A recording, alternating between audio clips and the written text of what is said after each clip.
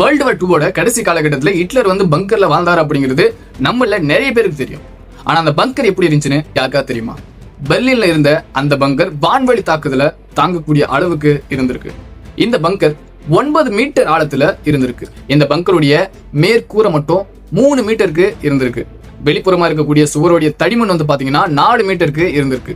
பீரங்கி தாக்குதல், வான்வழி தாக்குதல் அப்படின்னு எல்லாத்துலயுமே இருந்து இந்த பங்கர் பாதுகாப்பு வழங்கியிருக்கு. இந்த பங்கர்ல தண்ணீர் வசதி இருந்திருக்கு, விஷவாயு தாக்காம இருக்கிறதுக்கான வசதிகள் இருந்திருக்கு. இந்த பங்கர்ல 30 அறைகள் இருந்திருக்கு. இந்த பங்கர்ல ஹிட்லருக்கு என்னென்ன வசதிகள் இருந்துச்சு அப்படின்னு பாத்தீங்கன்னா, குளியலறை, கழிப்பறை, பெட்ரூம், கிச்சனு, ஹாலு, அலுவலகத்துக்கான ஒரு ரூம் அப்படின்னு நிறைய வசதிகள் இருந்திருக்கு. அது மட்டும் இல்லாம உறவினர்களுக்கான தனி ரூம், நண்பர்களுக்கு அப்படின்னு தனி ரூம், மருத்துவர்களுக்கு அப்படின்னு தனி ரூம், காவலர்களுக்குன்னு தனி ரூம் அப்படின்னு பங்கர்ல நிறைய பேருக்கு இடம் இருந்திருக்கு. சரி, ஓகே, இப்ப அந்த பங்கர் இருக்கா?